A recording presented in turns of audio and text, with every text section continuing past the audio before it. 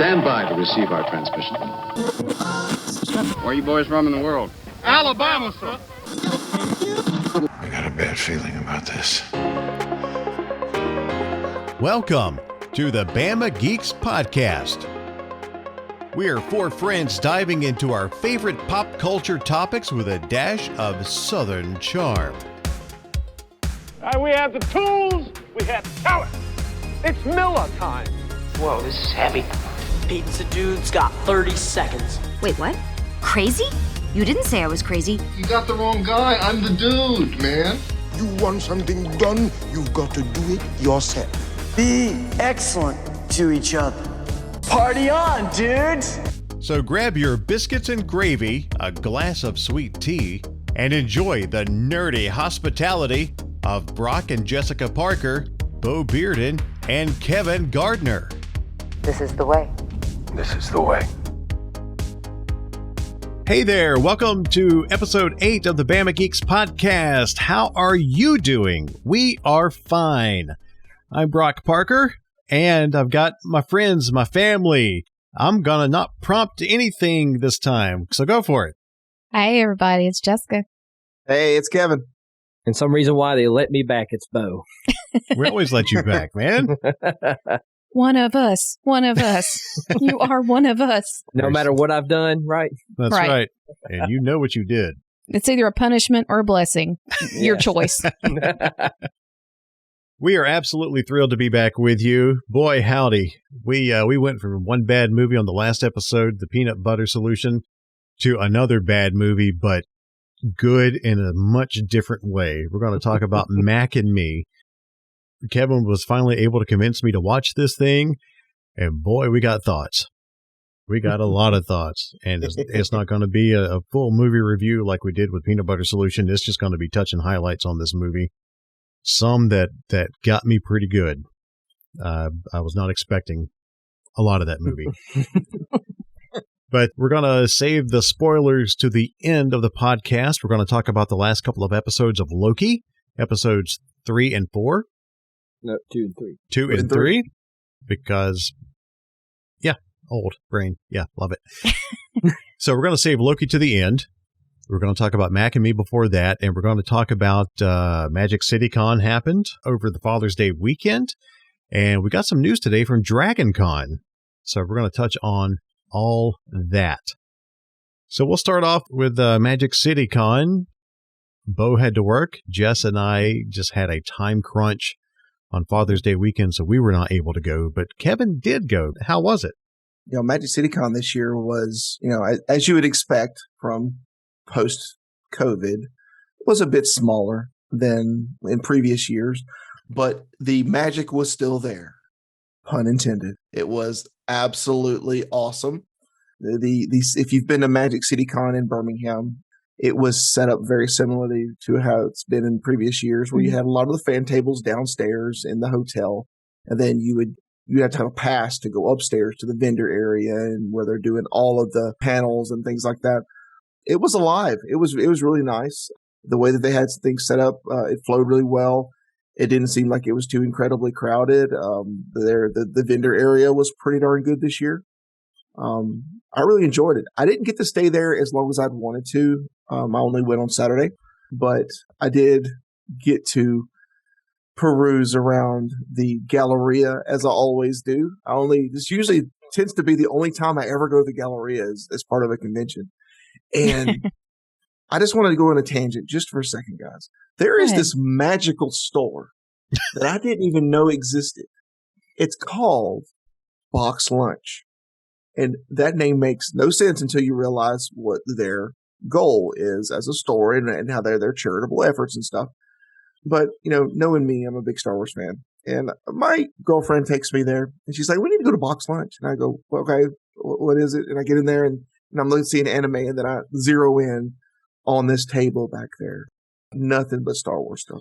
I zero in on a Gentle Giant figure of Baby Yoda.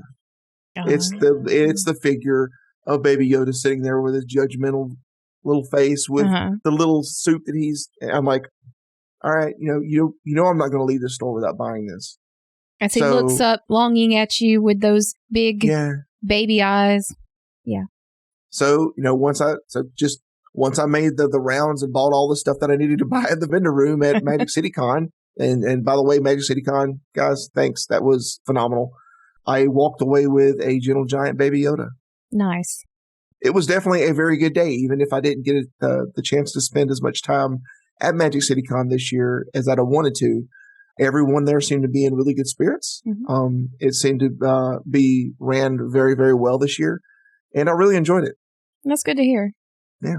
I really hate that, we couldn't attend this year, but it just the weekend just didn't allow for it with us with the schedule. So, and the only other thing I wanted to add was they seem to be very successfully enforcing a mask mandate. Even though it's not been very long since COVID restrictions started to lift, it kind of feels like already that it's been years ago in my mind, because we tend to forget that stuff real fast. So going back into an atmosphere where it was the restriction was still there, and seeing people that were, for the most part, not fighting it, and were seeing people that had costumes that they had gotten a themed mask to go on there, like so there would be like teeth and things like that. That was really cool. That was the first time that I had actually seen anybody do costumes and incorporate the mask stuff to it, and a lot of it was really cute. It was really, really cute. So. Yeah, I did notice that from the pictures that I'd seen them being posted on their Facebook page over the weekend. People were doing that. So, yeah. Really, really good job, Magic City Con. I really look forward to it next year. That was awesome. Well, hopefully we'll be back in attendance next year. The weekend will allow for us to be there. Yeah, it would be great not to have it on Father's Day weekend. That really tossed a wrench into our plans. Or Bo's work weekend, but Well, I swear all the convention planning committees decide. See, I work rotating weekends. So, that's one of the things. I think all the convention planners are like, hey, we're going to find Bo's schedule, and every weekend he works, that's when we're going to have conventions. And I have vacation, but I have to manage it out too. So, Yeah, there's lots of other personal priorities. Yeah. Yeah. With vacation. You've got a family, Yeah. Well, I'm glad it was successful. I'm glad it went really well. We really missed seeing everybody, and hopefully, like Jess said, we'll be back next year, and hopefully everything's going to be straightened out where maybe they won't have to have a mask mandate. Maybe everybody will be a lot healthier and good to go. And we're going to bring up Dragon Con. They held a town hall. We're recording this on Sunday, and they held a town hall today, kind of an update on how things are going for Dragon Con. And of course, a lot of people had a lot of questions. I watched the live stream for it. I bet. Yeah, a lot of people had questions about masks and stuff, and they're like, you know what, we're not going to put the cart before the horse, because there's still a ways to go before Dragon Con. Still got a couple of months ahead, and they've got to see what the city of Atlanta, state of Georgia, what all they're going to do. Dragon Con did announce there will be an attendance cap this year. What that attendance cap is, we don't know. They didn't give a hard number. They said they are going to limit the number of people. Anybody who bought a pass last year, like I had already bought mine, and it got rolled over to this year. So I'm okay. Jess is okay. We bought her pass today as a precaution, because once they announced that attendance cap was going to happen, I started seeing on the website to buy the pass that all of a sudden the little thing popped up, hey, limited quantities available. It's like, oh, so we had to buy hers today so we can make sure that she was going to be able to go. Because if she couldn't go, I'm not going. I don't go anywhere without her. Oh, thanks. Ain't that sweet? So nice of you. You're still riding in the trunk, though. Yeah. It's all right. She's got plenty of room back there. She can put a couch and a TV. Yeah. Oh, but don't know what the attendance cap is going to be. They did not give a number. They just said, we know we're limiting it, and I don't know if they're going to have day passes. Day passes are not for sale on the Dragon Con website like they normally are. And they said they don't know about their mask policies. They're waiting to see, like I said, what the city of Atlanta. I have not done any research on this, so take this with a grain of salt. I have not verified it, but several people in the town hall chat were talking about how the city of Atlanta has just okayed it for groups of at least 50,000 to be in an area. In 2019, Dragon Con was more than 80,000 people. Mm-hmm. When I started going back in 2009, it was only about 26,000. So it's grown. Mm. So, yeah, don't know what the attendance cap is going to be. Don't know what a mask mandate is going to be. Don't really know what anything is going to be as far as. I know they said passes will probably still be picked up in the Sheraton. That's really all I know at the moment. If I had to guess with that, they would probably do like pick up in blocks or something. You know what I mean? Like, and they did mention, I do now remember that they did say, instead of waiting in line to get into the Sheraton to buy your pass that day, they were going to open up all the registration booths and try to stagger people going in to pick up their passes. So that could be one thing they do. But they said they're still working on that. They just know for sure they're going to have an attendance cap, which I'm not going to lie, I don't mind that. Because in 2019, man, it's just Dragon Con's growing, and I never want to deny anybody the possibility to get to go to Dragon Con because it's incredibly awesome. Mm-hmm. But I would not mind seeing that crowd shrink personally. It's a pain in the rear end to get around some places. And I know it's not as many people as would be at San Diego Comic-Con or anything, but it'd be nice to kind of shrink those numbers back down and have a little bit more room to move. Yeah. But I'd be willing to bet that anything they can do to mitigate having a lot of people in one area, like registration, for example, if they had everybody ganging up on registration all at once, if they didn't organize that, that is a possibility that could potentially help the spread of COVID. And I know they're probably going to be trying their darndest to mitigate that. Mm-hmm. Well, mask mandate or not, I'm carrying mine and we'll wear it because that's a lot of people. I'm willing to bet people are going to have their mask look like the postcard. I'm already calling it. Oh, that would be wow! I didn't think about that. That would be, if we could pull that off, that'd be a great fun Dragon Con mask. I know for PKE Surge, which is our annual Ghostbusters kind of small Ghostbusters con within the con that we always do at Dragon Con. I know our face masks we're going to have available through the Alabama Ghostbusters store.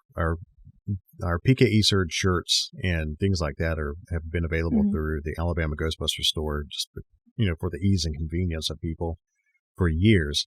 And the question was brought up the other day in our PKE Surge planning group, hey, can we put the logo on face masks?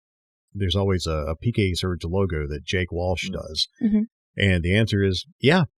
So if you want a face mask, you can buy one off the Alabama Ghostbusters store. Once we have the logo, we'll get it uploaded. You can buy your face mask and PKE Surge shirts there.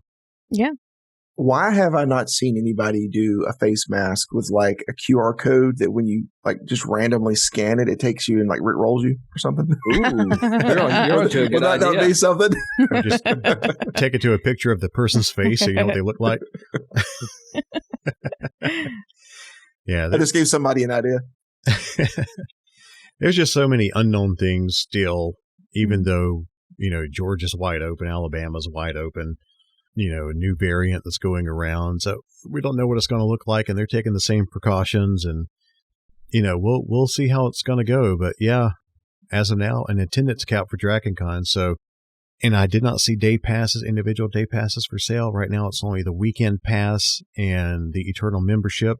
If you're thinking about going to Dragon Con, I wouldn't wait. Go ahead and grab your passes now, because that announcement today, and then all of a sudden it popped up on their website, limited quantity available. The Dragon Con may sell out this year. Which is interesting. Well, I mean, like, even like though for people who are doing weekend passes, if everybody rolled over and got their weekend passes last year already got them, that's a big chunk, and I'm curious what they're going to do there. Yeah. Well, they said they took that into account, into the numbers that they're looking at, whatever those numbers are. Yeah. Brock, did they announce any other restrictions? I think in our pre-talk you mentioned fan tables. No fan tables this year, right? no fan tables. The Ghostbusters, we've always got a fan table for PKE Surge up in the Hilton, and it's a very heavily visited area. It's right near where everybody goes outside to get on the steps to take the photos. And so it's a lot of traffic, but they said this year, no fan tables. So Ron Daniels is is confident this year that he will not have to sit at the fan table the majority of the time. I think that's a given. Nice. Yeah, which it takes, out. We've got, for the Ghostbusters people, we've got a little area down on the bottom floor of the Hyatt that we call home turf. It's right next to the escalators, and that's where we go and sit and people watch and visit and have a good time. A lot of times the other meeting places at the fan table. A lot of people gathered there, and that's just not going to happen. There's some doubts now about the parade because of the crowd control. So we don't know. Yeah. Dragon Con will keep us updated, and we look forward to hearing more. But I know that I've got my pass. Jess has hers. Bo, you got yours? I sure do. All right. Kevin, maybe next year? Or are you going to try this year? Yes. I'm still up in the air. If it sells out, then honestly, I won't feel that bad. I kind of, just as in same as in years past, I live vicariously through you guys and your experiences with Dragon Con. I would like to go back here soon, but if I miss out on it this year because of restrictions, that's okay. I'll go next year. Yeah. I'd be really curious to see your experience because you haven't been in. How long has it been since you've been to it? 12, 13 years. Wow. Oh, wow. So it would be it'd be a completely different experience. I mean, I'm sure, this cord still be the same, but. Yeah. Yeah, you haven't been since I've been going, and I've been going since 2009. Yeah. I would just like to make the comment that they may take our fan table, but they can't take our home turf. Exactly. I like that. We hope they can. Yeah, if it's to say, don't say that, because then they'll rope it off or something.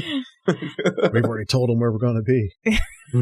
They're listening. Those pesky Ghostbusters guys.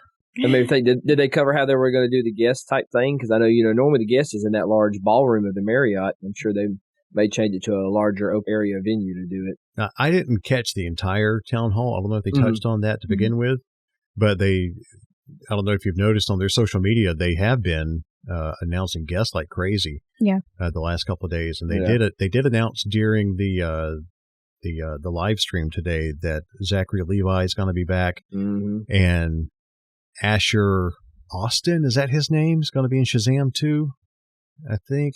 I know his first name is Asher, but he's tied in with Shazam. Okay. Asher Angel? Asher Angel, that's it, yeah.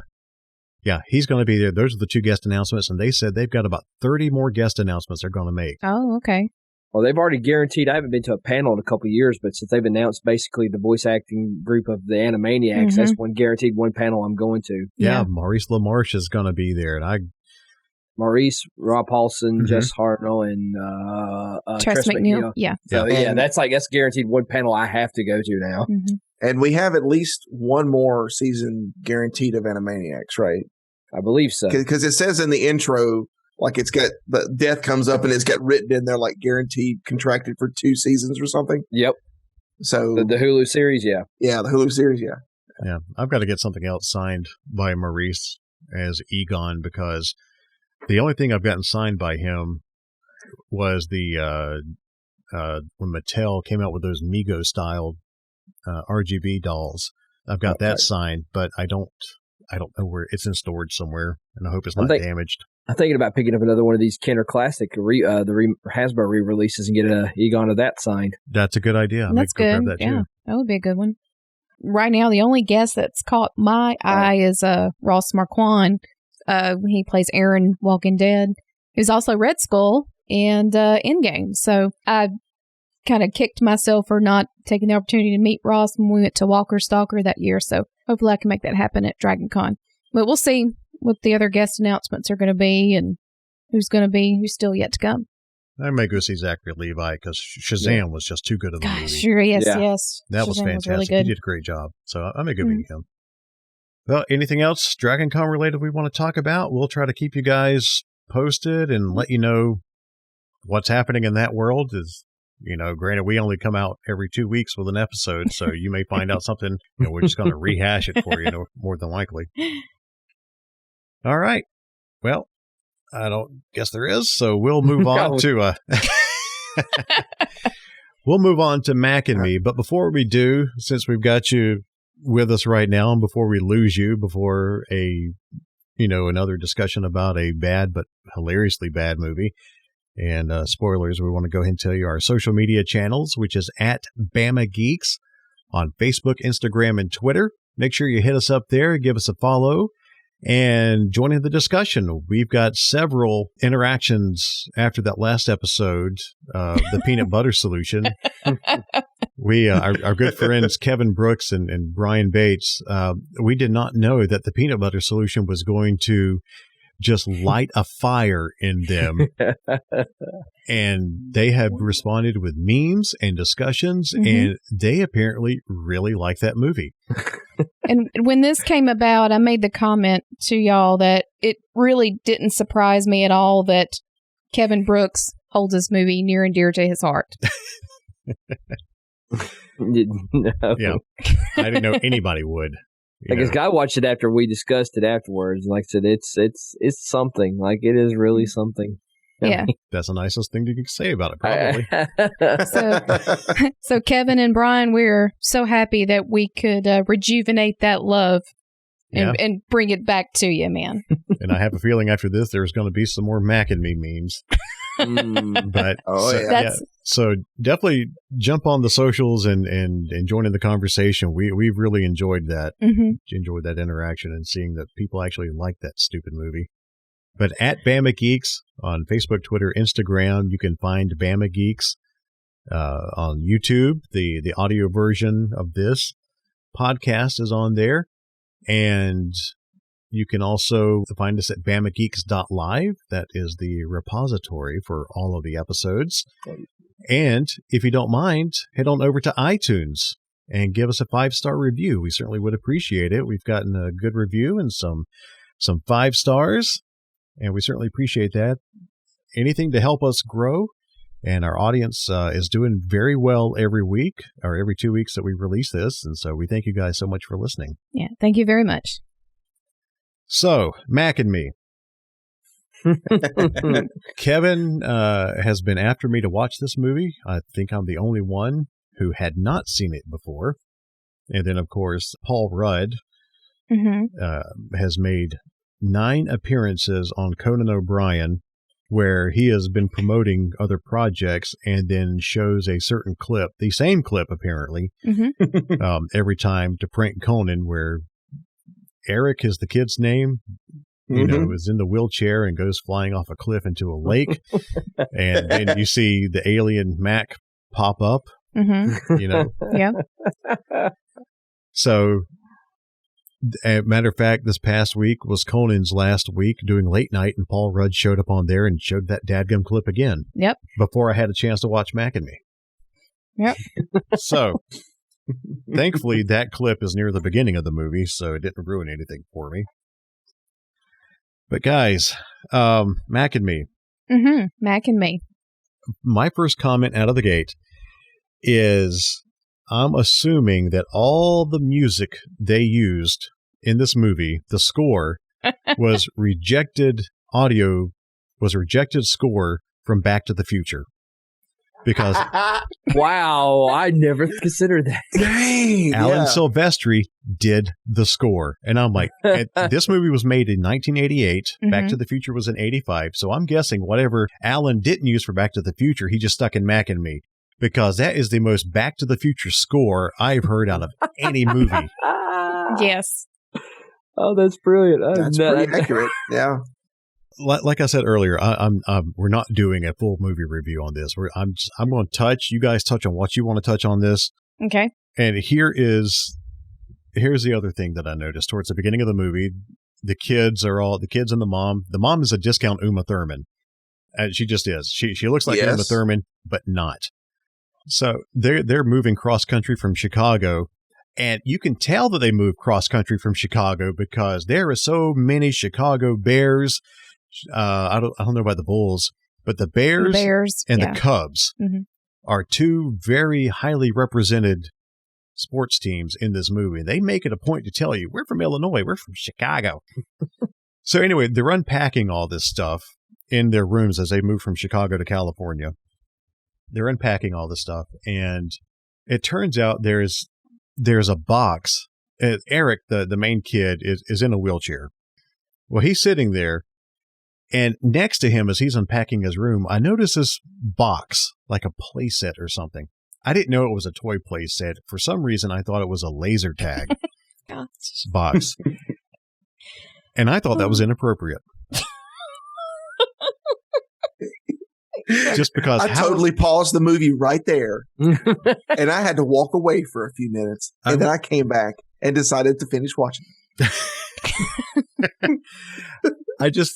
I thought that was going to be mean if they were going to make the main kid, put him in a wheelchair and then give him a laser tag playset. That was not fair to me. That is pretty messed up. But it turns out, I think it was a Brave Star, the old action figures Brave Star. Yeah. I think it was a playset box for that. So I think I was we watched it late Friday night and I was just probably delirious. What if they were trying to tell us that the laser tag was how he got his injuries and that's why he was in the wheelchair? I don't know. You just made Mac and me take a dark origin story. That's the sequel. A laser tag accident. Gone bad. The unreleased sequel. Maybe he's playing laser tag when he rolled down that hill and fell into the lake. I don't know. I don't know. Hey, anyway. So, hey, Brock, for anyone that happens to be listening that doesn't know what Mac and Me is. Yeah. Since you are very fresh. Yeah. Can you give us a description of the movie? Let us know what it is. Okay. And like I said, not a full review, but the movie starts out a NASA lunar lander type object lands on this planet, and there's this family of 4 aliens who's can't walk. They look like bobbleheads when they walk. The father of the group especially, I don't know what his gig is, but the man looks like when in Who Framed Roger Rabbit, when Judge Doom gets run over by the steamroller, it's all wiggly and stuff. And he pops up, and before he gets to the helium tank and blows himself back up to walk normal, he's like wobble wobble wobble, making those sounds like the wobble wobble sounds. Yeah, that's what these aliens look like when they walk. Okay, but if you describe the way the aliens look, they have kind of. Oh. You remember from Star Wars? You remember the aliens that played the instruments that had like the little suction butt faces? Yeah, there you go. There you go. That they had that mouth. So in the times that I've watched Mac and Me, I just assumed that the reason they walked that way was because they were just like constantly high on space weed or something.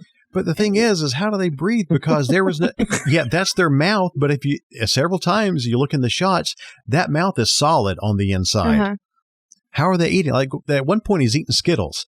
How does he eat the Skittles? How do they drink the Coke? By the way, we'll get to the product placement. I just mentioned 2 things. But how are they ingesting food and drink? Because even when they're first discovered on the planet, the dad sticks a straw into the dirt. I guess that's how they drink water. But then he looks up and the inside of the mouth is solid. I don't understand. You're not supposed to notice that, Brock. Yeah. This is Mr. Detail right here. Okay. Yeah.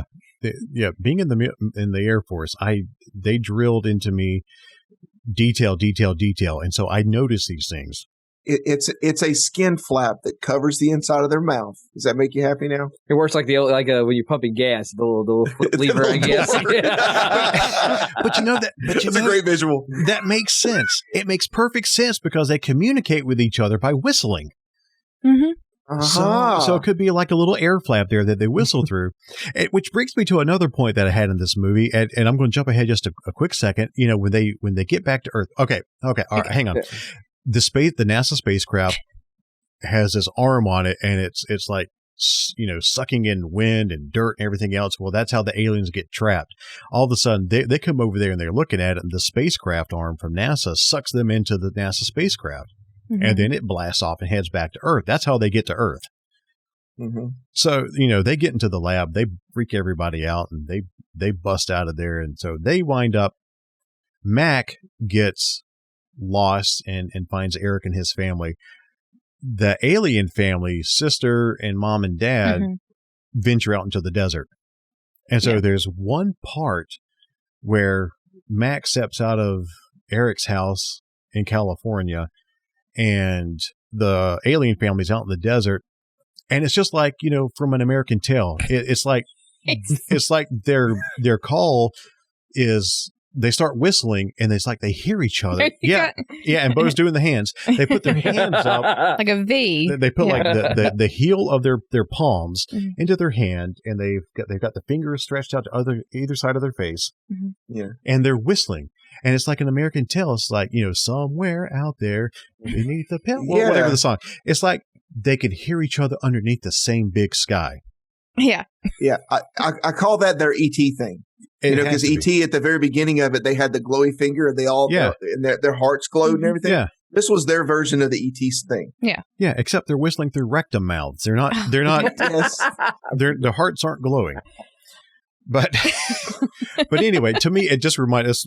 That's one of the things I started laughing at it. I'm like, they're underneath the same big sky. It's somewhere out there from an American tale.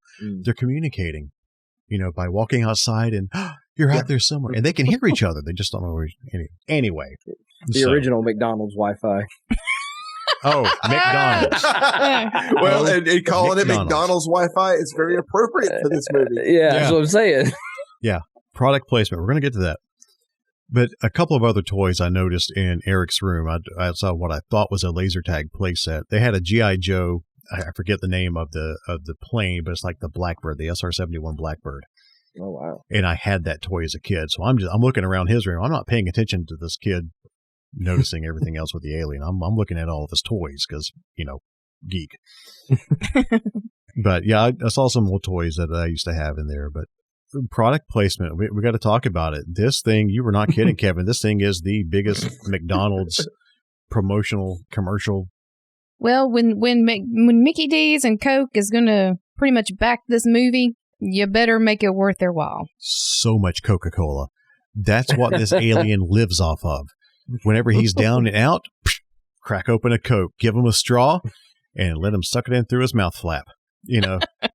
That's how he gets his nourishment. There's another movie. I don't remember what year it came out, but it's called Evolution. Did you ever see the movie Evolution? Yep. So pretty much Ghostbusters 3, honestly. Yeah, essentially, yeah. So until Evolution came out, I think Mac and Me held the title for the longest commercial ever. Because Mac and Me is essentially just a McDonald's commercial. Yeah. It's just a really long. And Evolution is a Head and Shoulders commercial. Yep. The whole movie is a Head and Shoulders commercial. So it was like, up until that point, I think Mac and Me held the crown for like the longest running, like, you didn't really know it was a commercial until they hit you with it at the end of it. That's how they suck you in. Yeah. And Mac and Me, like, Brock said, it's got a lot of product placement, but at the very end of it, it's not technically the end, but toward the end of it, you have the McDonald's dance off. Oh, they go to get some food at McDonald's, and I'm just sitting here, I'm watching it. No, wait, they're going for a birthday party. Yeah, there's a birthday party. Going to a birthday party at McDonald's, and they're all pulling into the parking lot, and this parking lot is full of kids dancing, and I'm like, who breaks out into a dance in the middle of a McDonald's parking lot? And the dancing didn't end there. They walked in to the McDonald's. They're dancing. Ronald McDonald is in there dancing. They got the legit Ronald McDonald. He's in there having himself a really good time. One too. Yeah, he was. Oh great. yeah, it was a good one. There was a time in the 80s. I think they had one Ronald McDonald for a certain amount of time. Yeah, and that Ronald McDonald that was in this movie is the one that I associate as Ronald McDonald from my childhood. It's got to be the same one. Got to be, because he just the way I could hear him talk and everything, and it had to be the same one they used in the commercials for that period of time in the 80s. Yeah. So yeah, there's just all kinds of dancing in the McDonald's, and you don't expect it either. No, it's out of nowhere. You're like, yeah, surely they're going to go and they're going to have a table and they'll play in the slide and the playpen. No, it's a full on performance. Hey, it's look, like you bought tickets for it. To me, I love a good 80s dance off in a movie. Doesn't get any better than that. No, and for it to go on as long as it did. Yeah, it was glorious. Yeah. I enjoyed it. Can you imagine being the people there just wanting to eat and all of a sudden turn into this massive dance? You don't eat at Dance McDonald's, okay? No, yeah. There's nobody sitting down eating. It's like they cleared out the tables and that thing turned into a dance floor. Did you guys imagine in the parking lot in the restaurant? Mm-hmm. when they were coming up with ideas for this movie, and they sat down and they said, we got product placement. We want to do some stuff for McDonald's. And then you can imagine the McDonald's exec sitting down and going, all right, we need a minimum of like 5 to 7 minutes of solid product placement to put our money behind this film. And they were like, all right, cool. Yeah, let's just do a dance off at McDonald's. and when they were leaving the McDonald's, when the dance party was wrapping up, when they were leaving and they got back onto the parking lot, there's a huge semi tractor trailer at the back of the parking lot that's got, the McDonald's logo and stuff like on the truck itself, but on the trailer was the name of, I guess, the franchise company. Yeah. It's like Global Foods Wholesale or whatever with McDonald's logos on it. It's like they advertised the franchisee in that area. Mm-hmm. That's what it's. So I'm guessing that they paid for it along with corporate. I don't know. That was weird to me. It's like, what?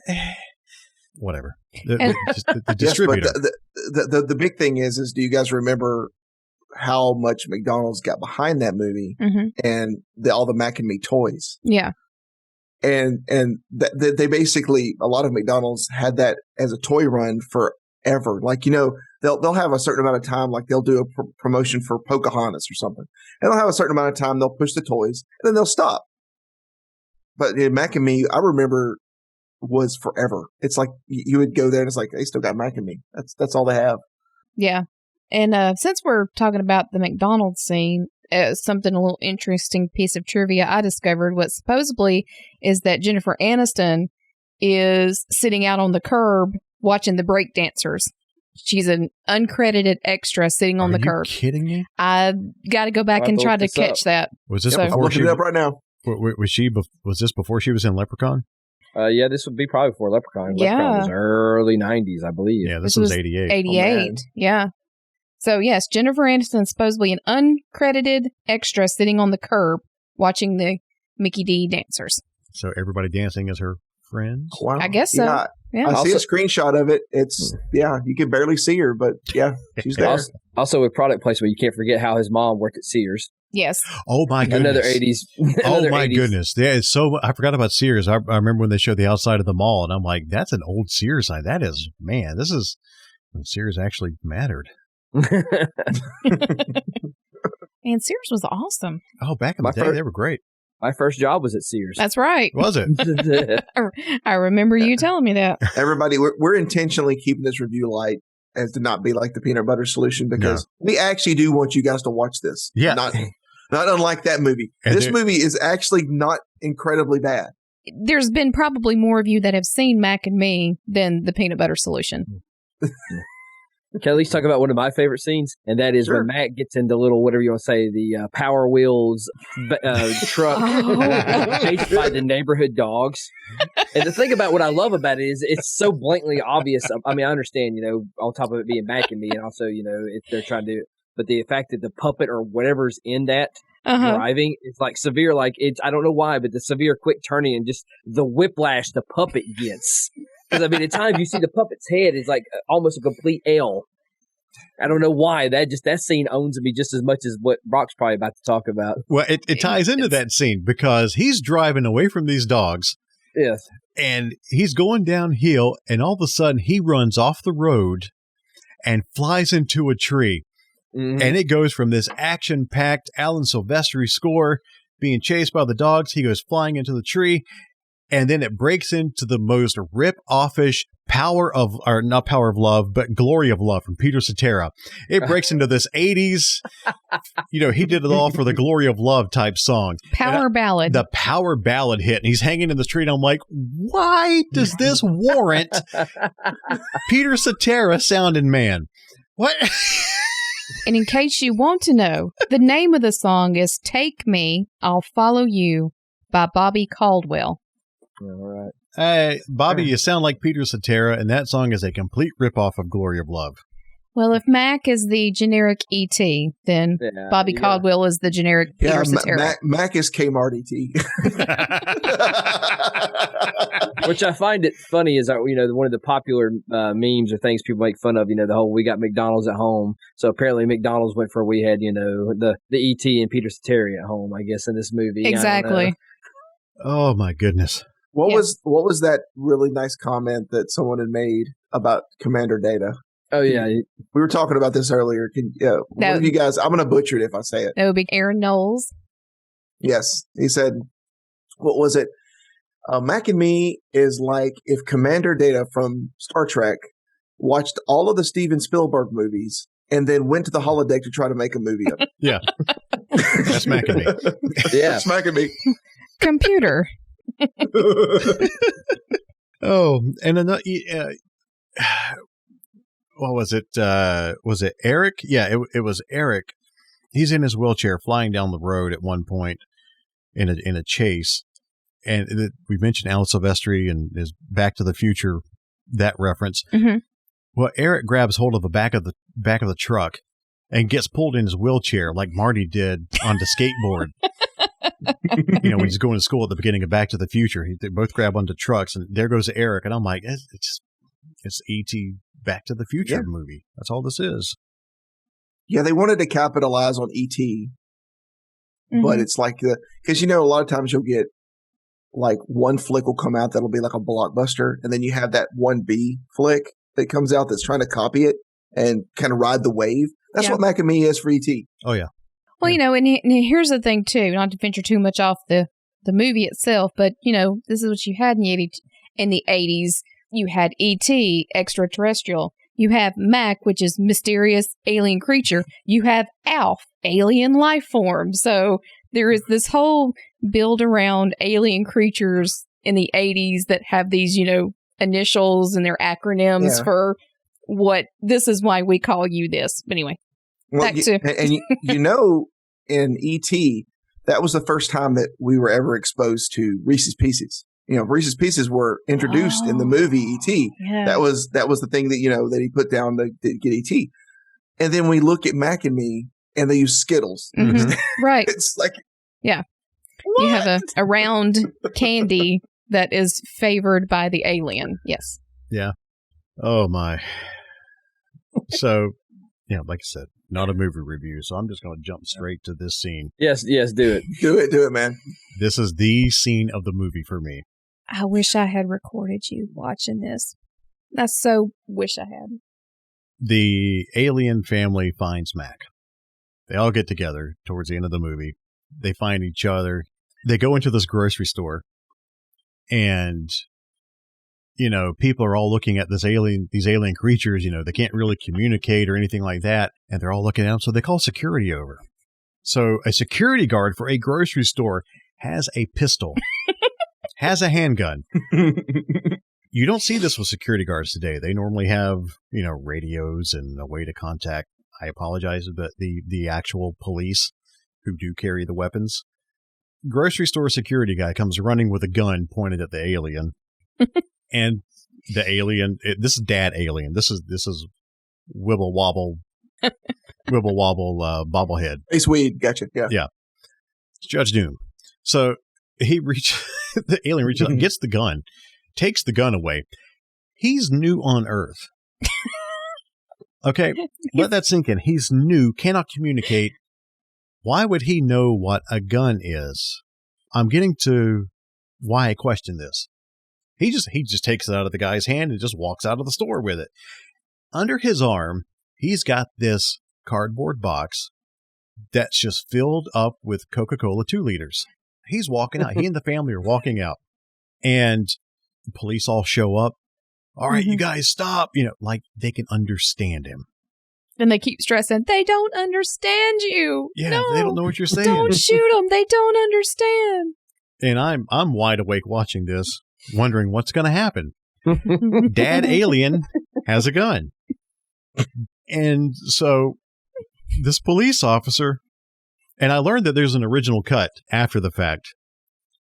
So anyway, this police officer apparently in the original cut ducks behind the trunk of a car and shoots the kid in the wheelchair. Which starts up, they didn't show it in the version I saw. Yeah, they're fire. I think Eric was going towards the family, if I'm not correct. And so he gets, Eric, they told Eric, stay back. You don't know what about these aliens, even though he's been with the Mac the entire movie. He knows more than the police do. So Eric gets in his wheelchair, but he's in his wheelchair. He takes off, and so that prompted the policeman. He like fell over the trunk and fired, and that's what shot Eric.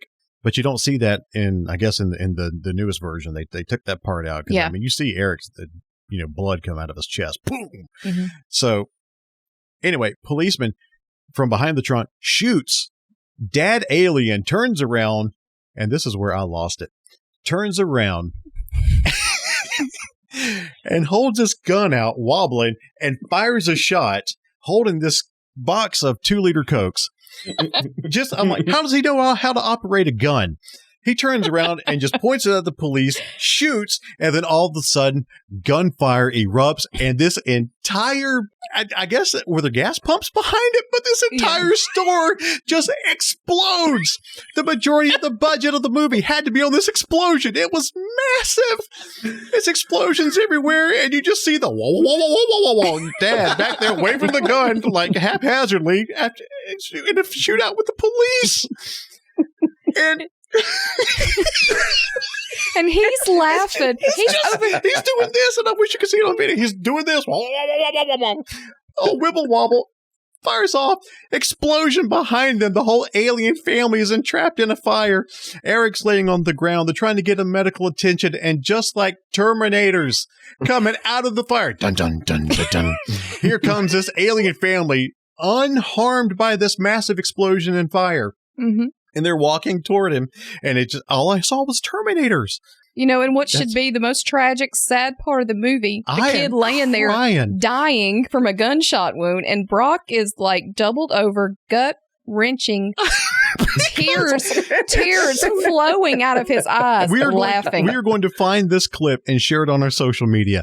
I was crying so hard, and it started by this alien dad. He hears a gunshot, and how does he know what to do with the gun? But he turns around holding those Cokes, and his arms like wacky flailing tube man or whatever, and just boom, shoots at the police. Gunfire, everything explodes.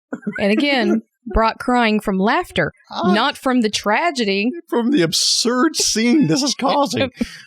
I could not hold it in. We had to stop the movie. I was doubled over for a good 5 minutes laughing at this. I'm like, I hope the kid's okay, but just, blah, blah, blah, blah, blah, boom. But seriously, Brock, the answer to your question is the reason that he knew how to fire a handgun. These are American directors and filmmakers. We assume everybody knows how to use guns. Oh. Yeah, we had to stop the movie for a little bit because his laughter is infectious to me. So the harder he's laughing, the harder I'm laughing. So the two of us are just in pain from laughter. We had to take a moment. We had to pause and get ourselves back together again. I was laughing so hard. I want to rewatch the movie just for that scene, just for everything leading up to it. No, I mean, honestly, that was, if I remember right, the first time I watched it, I was just so confused by that scene. Like, what was going on? There's a lot going on. I don't think anyone. I mean, I would welcome someone to come into our comments and tell me, did you feel bad in that scene for the kid? No, because I didn't. Because you were either doubled over in laughter like Brock because of how stupid it was, or you were like me when I was a kid watching that. I didn't know what was going on. It was like. Yeah, he shot, and then how did the gas station blow up? What I mean, how did what did he do? There was a lot going on in this one scene. Before he went into the grocery store, the alien learned how to do explosives, and he set charges at the gas station, and then he went in and stole a rack of 2-liter Cokes, and then came out and did a standoff. This is the 80s. Those had to be 3 liters. Now that I think about it. Oh, you're right. Yeah. You know what? I think you're right because there were some big bottles. I think they were 3 liters. That's right. Oh my gosh. Yep. And why was the family hooked on Coke? I'll tell you why. A, product placement. B, is because when they did find his family out in this desert cave, which reminded me, I told Jess, I'm like, is this Back to the Future 3? They're finding the DeLorean in the cave. They go down in this cave and all the aliens, they think, they're all dead. Family's dead. How do they resuscitate them? Coke. And from then on out, they had a Coke habit. And that's what did it, man. That caffeine charged them up. And they's like, we're going to the store. Gotta have more of that Coke.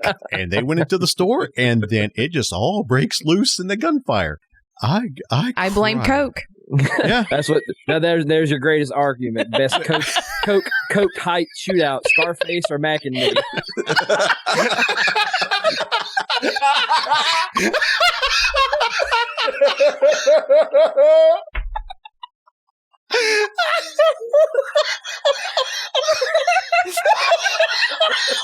Oh my gosh.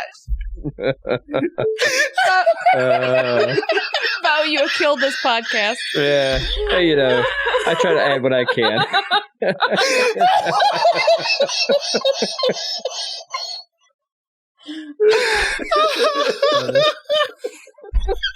That was fantastic. Say hello to my little can.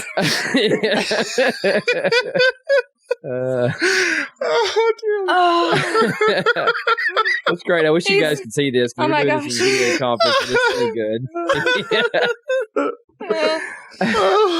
Oh my gosh. Okay. Oh. One thing, Kevin, though, I think if anything, I think we've given Brock one of his new favorite movies. That's all I can take away from it. I could not hate this movie if I tried. It's so bad, but it's so funny. I could not hate this movie. It's the opposite of Peanut Butter Solution, where we were all just like talking about it going, this movie was just horrible.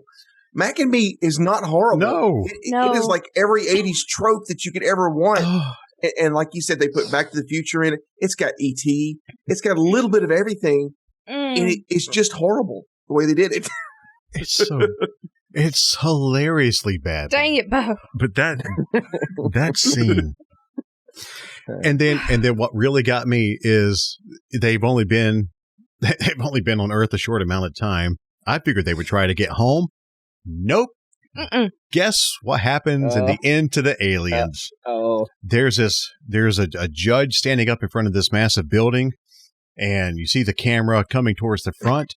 It's a U.S. naturalization ceremony. Yes. And I'm like, okay, where is this going? And then at the very front, there's Mac and sister and mom and bobblehead dad. They are all at the front wearing like their Sunday best, suits and dresses, getting sworn in as U.S. citizens. And again, product placement. And what is Mac wearing? Mac Kids shirt. Yeah, he's wearing a Mac Kids shirt. Yeah. And now, and to everyone, that is the beginning of the newest line of Coke executives. Yeah. But man. how in that short amount of time? And then the movie ends getting into a pink caddy with the top down, and Dad, wah, wah, wah, wah, wah, wah, wah, looking everywhere. He's an excellent driver. Bobblehead's going. They take off in the car. They're driving. They've learned every bit of this. How? So I didn't think they can't speak except the, whatever. They can speak the alien speak, sir, and they can. It's the original McDonald's Wi-Fi. It's like what Bo said. So after they became legal, did he just go downstairs and get his driver's license all in the same day? Yeah. Yes. Well, I understand though is like you said, it goes from that, but is he not going to have to suffer any kind of repercussions for the explosion and damage of property? No, because he's justified in saving the kid's life. That's what that's slate's clean. You save the kid's life. You can become a legal citizen. You can now drive a pink Cadillac. Because you saved a kid's life. Spontaneous combustion also applies to buildings, Bo. It could have just spontaneously combusted. It might not have even been Dad Alien that did it. That also brings into, with us all being the older folks, that brings in the idea. I know insurance agencies and movies and the world of movies has got to be terrible. I mean, are you telling me? Well, are you telling me an alien shot and then the building blew up? I can't write that down. I mean, I understand sometimes acts of gods are covered or not, but I don't know, act of extraterrestrial. I don't know. Man, guys, just watch the movie. If you haven't seen it, odds are if you're our age, you saw it at some point. You're aware of it. Brock was like the only one who didn't watch it, apparently. Yeah.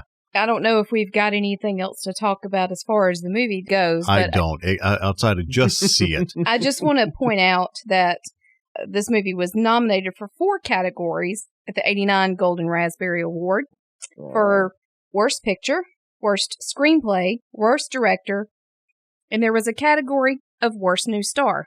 Who won the Golden Raspberry Awards in '89 for the Worst New Star? That would be Ronald McDonald. Oh, come on. He was in an esteemed category with Don the Horse from Hot to Trot. Tammy Aaron. Yeah, she was Pippi Longstocking from that Pippi Longstocking movie that came out that year. Don't mess with Pippi. And he also beat out Jean-Claude Van Damme in Bloodsport. Well, she didn't win, Brock, so it's okay. Don't put her in there. Pippi. Well, that was the category Ronald McDonald bound himself in at the '89 Golden Raspberry Awards. Go dance, Ronald. Now he didn't even have a prominent part. I mean, he danced a little bit, but I mean, he had like one line and then he danced. Now, out of those 4 categories that I mentioned, the only thing it won was Worst New Star. We've talked about that. And it won for Worst Director. It did not win Worst Picture. It was the movie that took home the coveted '89 Golden Raspberry Award for Worst Picture that year was Cocktail. Okay, really? I can see that. Yeah. Okay. So apparently Cocktail is worse than Mac and Me. I beg to differ. That's pretty damn bad. But both movies have good music. You got Kokomo, and then you've got Alan Silvestri with that score. True. I guess his royalties ran out from Back to the Future, and he had to make that one. Let's see. That Worst Picture. No, okay. So we had Mac and Me, and we had Cocktail. We also had Hot to Trot, Caddyshack 2, and Rambo 3. So that was your Golden Raspberry Awards for the year of the '89 Golden Raspberry Awards. Okay. Yeah. I can't believe they rated Cocktail worse than Mac and Me. I mean, I wasn't very fond of that movie, but Mac and Me was, that should have been the worst. I agree. And didn't Cocktail have Don't Worry, Be Happy? Yeah. Cocktail had a great soundtrack. Great soundtrack, yeah. Fantastic soundtrack. I mean, the movie wasn't that great, but I mean, it is definitely better than Mac and Me. And also, I had also, in reading and gaining more of my Mac and Me trivia, that I just felt the need to learn since I was going to sit through and watch the movie, that apparently that Kim Basinger was offered the role as the mom. You know, obviously, no, she turned that down. I guess because she was just holding out for that coveted spot of my stepmom is an alien. Oh, that's right. Oh, Kim and Uncle Dan. Oh, my. Oh, that's another one of my oddball favorites. I haven't watched it in years, but I don't think I've ever seen it. Oh, here we go. Is that another recommendation? It's got Dan Aykroyd and Kim Basinger. But this one's more of a... And Seth Green. And really? Grown up, too. This is very grown up. There's a lot of very grown up jokes in this. Oh, that reminds me, the redheaded kid that was at the beginning of Mac and Me, that was in the car. Well, I can't remember his name, but Danny Cooksey. Danny Cooksey, yeah. He played Sam in Give Me a Break. Mm-hmm. That's where I knew him from. I'm like, oh, is he going to be a star in this movie? No, it's just that he was riding in the car in that one scene. I was like, oh, come on, man. Well, that's about all I've got for Mac and Me. I have nothing else. I will highly recommend this. I'll give this movie 5 stars just for that just the blow up scene. And it's 5 stars, knowing that if you go in watching this, don't expect like Steven Spielberg. Okay, guys, no, it is a very razzy 80s. Mm-hmm. It's going to be silly. So if you just want to have a good laugh at how ridiculous it is, watch it. It's a good movie. It's a legitimate movie. Bad it's good. Exactly. This movie made me laugh in several spots. I was not expecting to laugh, but no, this movie has rewatchability to it. Bad rewatchability, but it's there.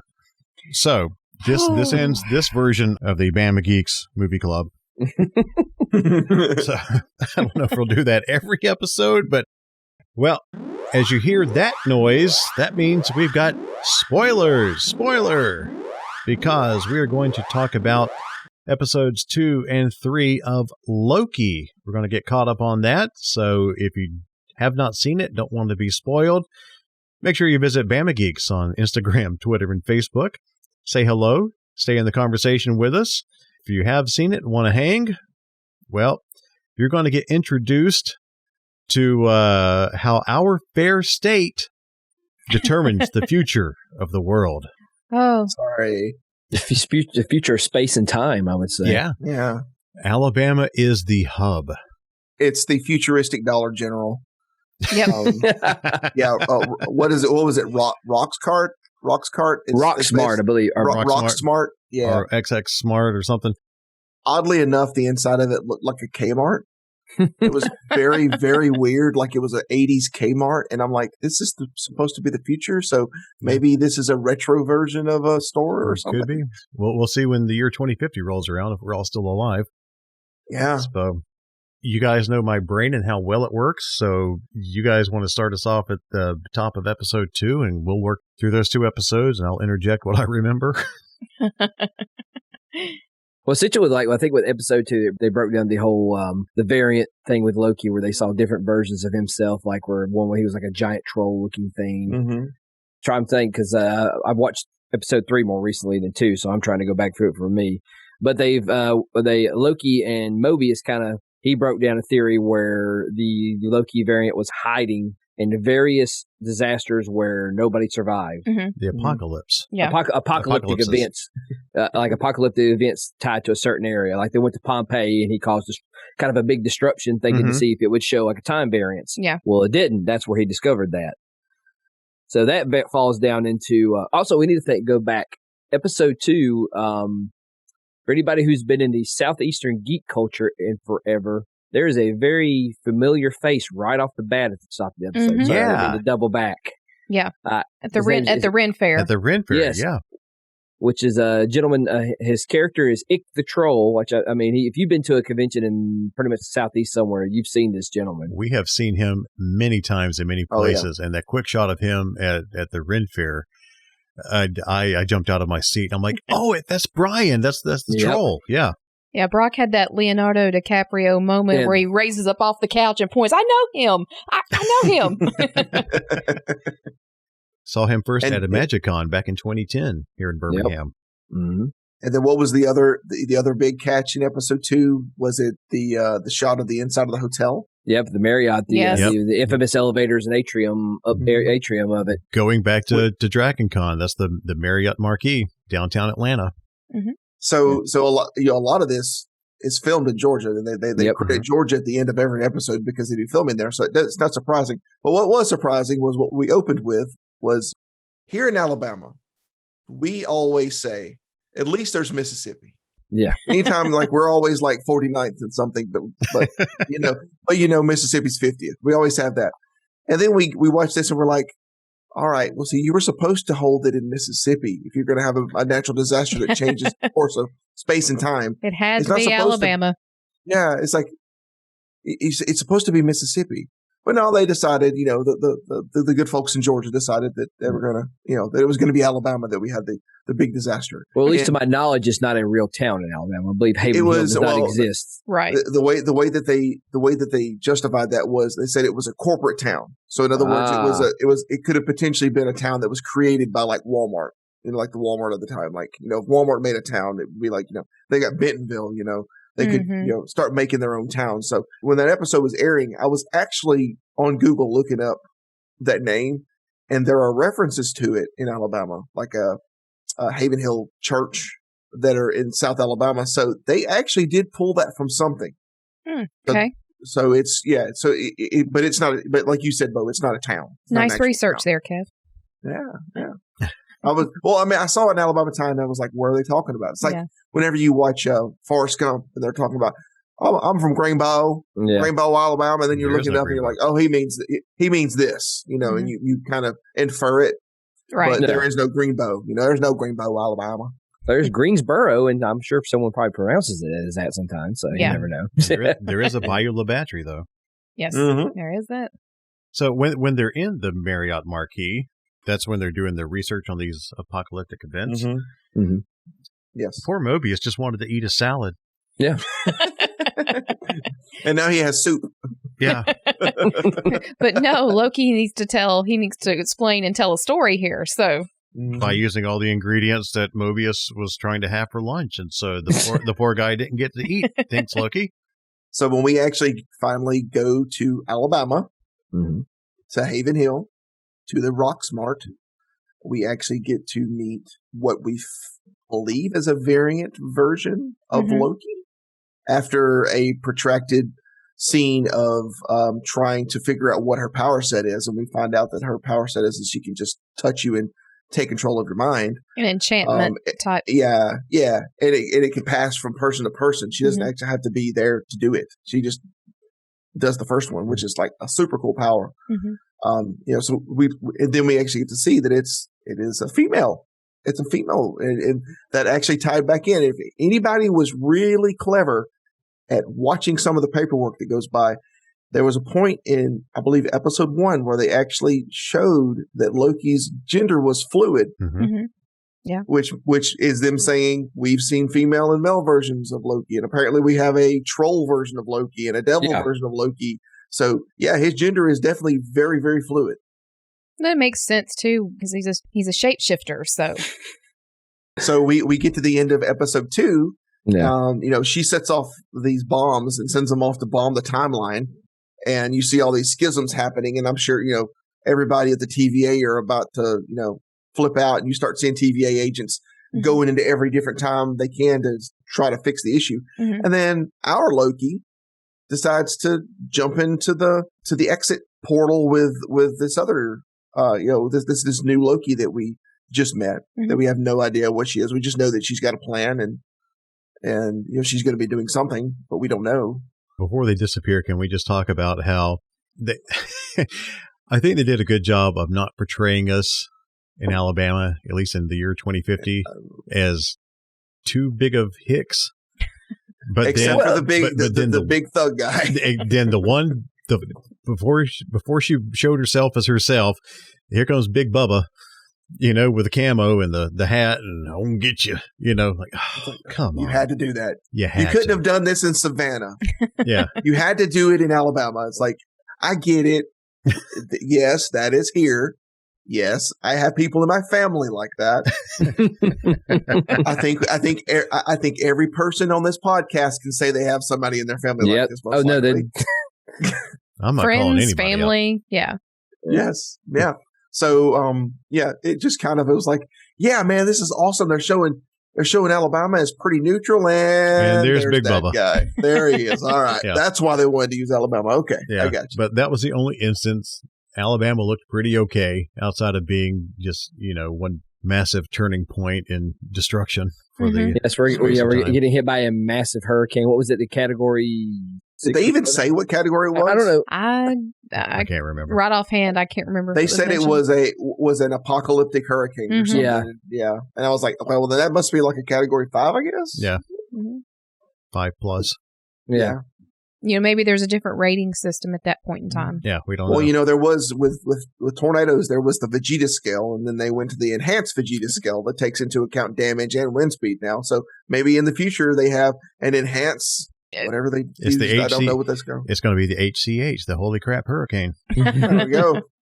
And where was the gentleman from the Weather Channel? Jim Cantor is probably dead by then. Oh my God, he was there. He was one of the old people. Could have been his son or his grandson. That's true. Yeah. Span's probably well into retirement in Birmingham. He's like, I ain't touching it. He says he's sitting in his chair at home going, if this is the way I gotta go, this is how I'm gonna go. So yeah, we lead into episode 3. Yeah. Which takes us into pretty much directly into her attacking the TVA, which is what she said she planned on doing. That's what she wanted to do.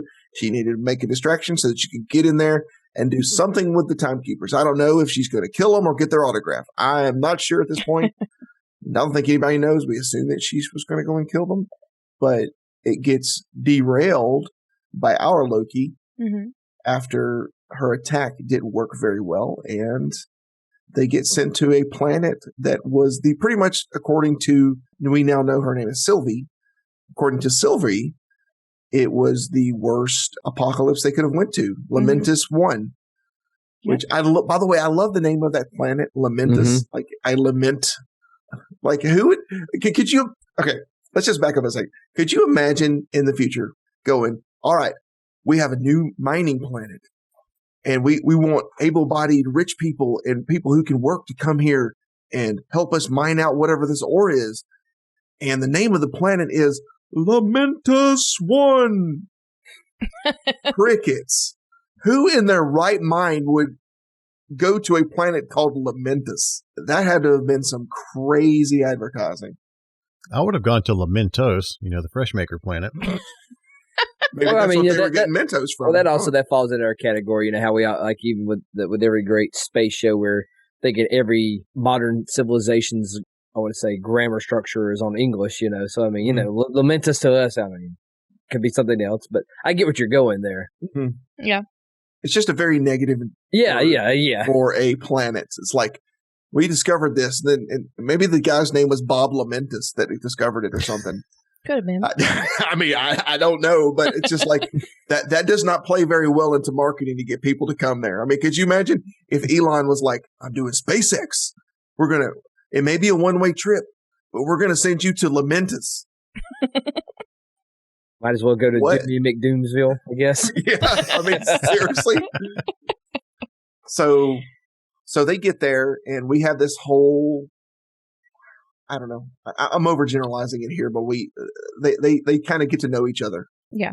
Over the course of it. And I want to pass it off to Bo to kind of go a little bit further with that one, because I think I've spoken enough on it. Oh, no, it's all good. Like to me on this episode, it was more, honestly, outside of, them being on the apocalyptic world, outside of the overall story, nothing really, to me, this just to my interpretation, this is, you take it where nothing really happened interpretation-wise, except for, it's basically what are they going to do to get out of this situation? Yeah. But overall, Loki and Sylvie, which I did some kind of research after learning about Sylvie. Apparently, I don't know which version of Sylvie they're going to do, but one of the popular Sylvie versions in Marvel is when Asgard's moved to Earth, Loki kind of gives her powers. He's kind of part tied to her getting powers to cause basically mischief or whatever he does best to the Asgardians of that area. But what is her character's name though? That when he gives her powers. Enchantress. Yeah, Enchantress. Yeah, sorry. Not from Suicide Squad, mind you. Not that version. Yeah. No, this is Marvel Enchantress. That's good. As soon as I heard that name in some of the after spoiler-ish Easter egg stuff, I was like, that's going to get really confusing, because anybody that actually managed to get through all of Suicide Squad and watch the whole movie, you're like, all right, I know Enchantress is that weird witch chick from Suicide Squad. Immediately, that's where your mind goes to. Well, what I've watched a lot of, like I said, with us being in the action figure world, when Marvel has a figure or something, they want to make sure it's their version of it. They'll have it. It'll be like, if they made a figure her, it'd be Marvel's Enchantress, because I've seen a figure like Marvel's Vulture or Marvel's blah blah blah. So that's their way for brand recognition.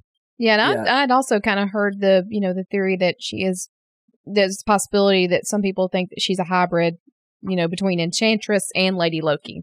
Well, that would be good, because that's the cool thing about some of the live action versions of it. That's what they are. They're kind of their pull from here and here and here to make that version of it. Yeah. So when she mentions that she had kind of a relationship with a long distance postman, who do you think she was talking about? Maybe Kang the Conqueror? Silver Surfer? He is the messenger. He's the messenger of Galactus. Yeah. But no, I know what you mean. Man. Man, you got me thinking now. Crap. Well, that would be a great way to bring in the Fantastic Four, because, at some point we're going to see them. Yeah, they absolutely. Even though I heard that they were going to possibly take place in the 60s. Guess what? By the way, we could do that now, because we've got multiverse. We can do anytime we want to, anywhere we want to go. They can do anything. So I had that joke with you, when we were talking about, in episode 2, how they're hiding in, the various apocalypse. And I'd seen that something out on social media where they're showing Sylvie ingrained into the X-Men Dark Phoenix. movie poster. So, yeah. I told you, Kevin, that's how they're going to bring the X-Men in. They found their way. Either that or Wolverine. What was it? His origin story. The one that was Logan? like, horrible. Yeah, not Logan. No, the other I was one. about to say Wolverine Origins. Origins, just Wolverine Origins. Wolverine Origins. If they really wanted to do it, they would do it there. Sorry, I seriously. don't know where my brain went for that moment in time. I apologize. That's okay. I couldn't remember the name of it either. So, should be ashamed of I don't know if do we want to kind of go through more of the episode. I have a theory about the end. Yeah, go ahead. Yeah. Okay. So anybody that's seen it, I have a theory about the end. I've watched this several times now. One of the things I noticed is at the very end, you have that whole scene where, the planet's blowing up and they're trying to get to the ship and then the ship blows up. If you really watch that scene, it looks scripted. It looks like someone's making it up. Like he runs to the corner and then something falls on them and then he has to move. And then they run into the two security officers and they dispatch it. It's almost like it's a script, someone's making it up. And then you get to almost to the point where the ship blows up and the big spire falls and Loki says, I got it. And he magics it up to but it wasn't Loki powers that did it. It was more of like a glitch in the Matrix. Yeah. Like it just went back. And then that happens. And then of course they freeze. My theory is none of this is real. When she actually touched his neck, she made a connection. And he's imagining every single bit of it. So she's getting to know him. So basically, the way I think when the next episode starts, it's going to be of that, but it's going to we're going to go back to where she's got her hands on his neck. That's smart. That's really good. I didn't think and that means that the transceiver thing is still intact. And that actually, if you think about it, it makes a lot of sense because especially that end scene where there was a lot of chaos, a lot of things to make up. If she was controlling the reality there, that's a lot to have to process and to do. Yeah. And to convince him that it's real. Because, seriously, if you have time, just go back and watch that last little portion. It doesn't look real. No. It looks so fake. Like it was done by the director of Mac and Me. It looks pretty bad, albeit with better effects, but it just looks so scripted. It's scripted. I never even took that into any kind of consideration. That's interesting because being that, in the beginning of that episode, we see how she was able to get into the mind of the TVA agent to have that where they're sitting there and they're having the margaritas and they're being, gal pals and chatting. So, yeah. And she's altered her reality. And he's like, from the time he said, well, it doesn't work on me. My mind's too powerful. From that point on, she's controlling him. Also, can we talk about the other big revelation that was made in this episode about how everyone that works at the TVA are variants? Yes. And they don't know it? I think that was the biggest and most obvious of all the revelations. That was huge. And you think about it, that means that Mobius was probably pulled from a timeline that was in the 90s because 1992. Because he loves his jet skis. He was probably had a jet ski, and that's why he remembers it because that was his anchor point. That's his constant. Yes. That's like Lost is. The jet ski is my constant. All right, I see you formulating something over there, Brock. What have you got there? Now, I'm actually listening because I'm having to remember everything because my brain is just that good. So I'm just listening going, he's still stuck on Mac and Me. Oh, dude, yeah. I'm stuck back in the dun-dun-dun-dun-dun. No, I'm actually going, oh, yeah, that did happen in the episode. That did happen. I've got to watch these episodes more than once. I really need to because I don't remember. Yeah. There's one other possibility. Okay. And this one's a kind of an obvious one, I think. When they get toward the end and, Loki gets drunk, our Loki gets drunk and then he crushes the transceiver thing. If what I'm thinking is not right, where she didn't take control of him, he didn't destroy it. That's not real. That was subterfuge. Ooh. Yeah. That means he still has it. He didn't destroy it. Because the thing is, they got to get off this somehow. Yeah, but the only other thing that could potentially fix this would be if some TVA agents came through a portal as soon as the next episode starts and they just go back through the portal. There is also speculation that has to do with Loki in possession of a time stone. Oh, like he took one with him into the reality? Ooh. Yeah. But wouldn't it have to be the time stone from that reality, though, for it to work? Did he just like take all the ones in the desk and stick them in his pocket? Do the Infinity Stones have a roaming plan? Is what you're asking? I have seen the time stone theory thrown out there this week since this last episode.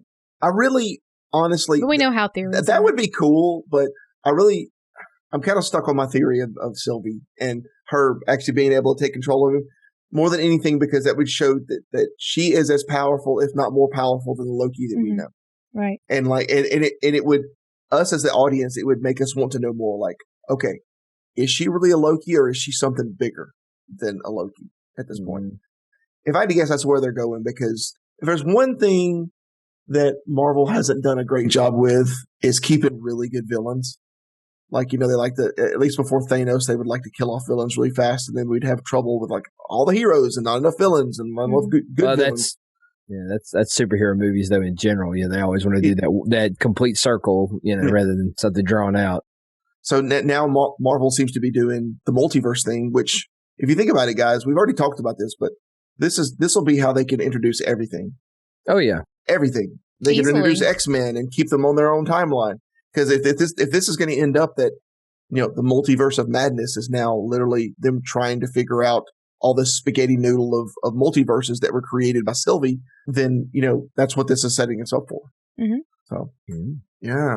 I would also just like to point out one of my favorite parts of this episode is when Tom Hiddleston, Loki, breaks out into song and dance in the Norse language. Oh, how awesome was that? And then at the end, another crash. Yes. Like his brother. Yeah. And then it took me till the second.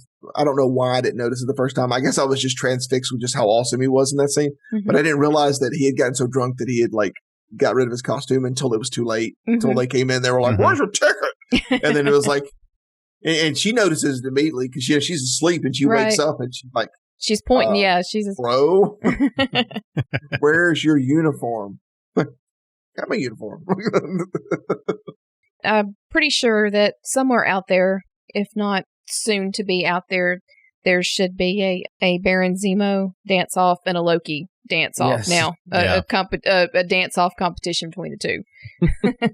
Will happen. Seems like we've got to have some type of a dance in these new Marvel series with their characters. Those are the scenes that go viral. Yep. Well, actually, though, like would be like a lot of character stuff happened in this show, in this episode. But to me, like I said, overall, I don't know. It's just me. Like I said, stuff happened, but it didn't happen. Yeah. You know what I mean, it's mostly it was more of a character development episode than really overall storyline episode, I guess. Yeah. Yeah. Yeah. This one was very much a two-parter because just the way they ended it. Yeah. And I did want to add, Jessica, that there is already a video out there. It's not an official one of Loki singing and dancing for an hour straight. Nice. I could watch that for an hour and not get tired of that. It was beautiful. Yeah. To hear him singing in that in the language was beautiful. I loved it. And also I want to say I was very proud of his dagger analogy with love. Yeah. Like it was very profound. Even though, of course, the lady had to bring him back to reality with it. I am really, really looking forward to what we get with the next episode because the end of that episode was very, very much a cliffhanger. Obviously, I'm kind of partial. I want my theory to be right because I would love to see Sylvie be incredibly powerful and a force to be reckoned with. Because if she's able to actually trick the Loki, that's some Wanda level powers there. That's high end. She would be a really good villain. Even though I honestly don't think she's a villain, really. I think she just, she was hurt at some point or someone's using her to further their own agendas. Mm-hmm. Yeah. Well, and I've also even heard the topic brought up is it possible that old Loki is a timekeeper? Ooh. Hey, there's another theory that, how they were hinting, Mobius was hinting very, very strongly that about the other analyst that she keeps in her pocket. Mm-hmm. There's a theory that it's Sylvie. Okay. That she, if you think about it, the thing is as soon as we see some reference to that high school that was referenced on that pin somewhere, that'll tell us who it is. So that was a key piece of information to remember, is the high school that was on that pin that he picked up. If we see that referenced anywhere, Okay. that'll give us our tie-in. And I think that that was a bit of foreshadowing. They're gonna let us know that here soon, because I couldn't see them being done with this without letting us know who the other analyst is and how they were the villain all along, turned spy or whatever for whoever. Because there's a theory that it's Kang the Conqueror. There's a theory that Kang the Conqueror may be one of the timekeepers. We don't. I mean, it just depends on which way they're wanting to go with this, really. Because they keep concentrating really consistently on the one timekeeper, the one in the middle. They always concentrate on his face, his visage. So they want us to remember what he looks like. So when it hits, and we see, this is the guy that we got to focus on. Either he's going to be the ultimate good guy, or the ultimate bad guy of this. Well, I know one thing that has tied all these Disney Plus shows together, and that is the love of Hyundai. I was wondering if you were going to mention this. We saw a commercial. We were watching, was it YouTube or something tonight? And no, we were watching. Watching something. But anyway, the commercial popped up, and there's Sam and Loki and Wanda all hawking Hyundai in their respective shows. Yeah. I was like, that's new. Okay. I guess Doctor Strange is running a dealership somewhere. Well, I mean, that's like the Star Wars universe. I think there's a Nissan dealership somewhere in the Star Wars because of Rogue One. Yeah. Rogue One. Yeah, they're SUVs. Yep. Well, is that going to do it for Loki? That's all I think so. That's all my takeaways and thoughts and perspectives. And I just wanted to throw my crazy theories out there. I always have crazy theories. I'm kind of known for that. So, well, hey, it gives us something to think about not long, because we release these episodes on Wednesday, and that's when Loki is released. So when you hear Kevin's theories, you'll probably have your answer. And did you remember if Kevin was right or wrong?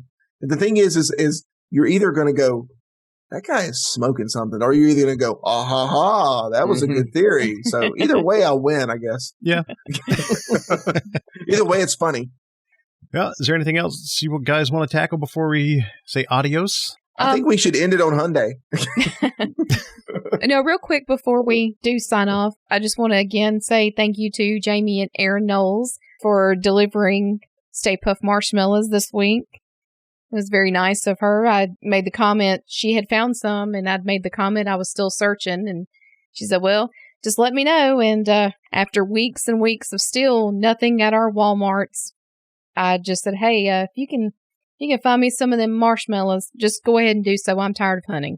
So again, thank you to Jamie and to Aaron for sending us some marshmallows. Yep, and we're going to try to salvage at least one of these Stay Puft marshmallow bags, because I saw somebody somewhere had a white foam, like kind of a dowel rod, where they cut them up and they look just like marshmallows.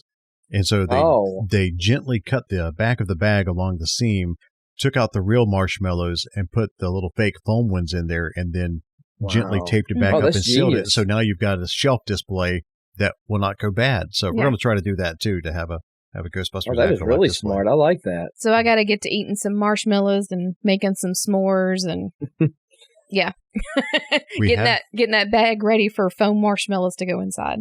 We have the Hershey bars in the house already and the graham crackers. Mm-hmm. She is prepared. And I did find a recipe on how to do s'mores in the air fryer. So we'll see how that turns out. Our favorite kitchen appliance. Yeah, those things are awesome. It's the best. Air fryers are awesome right next to Instant Pots. Instant Pots, I'm convinced, were invented by witches, because it's like witchcraft. Those things you can, like something that would have normally taken a crock pot forever to make. It's like Instant Pots are like instant.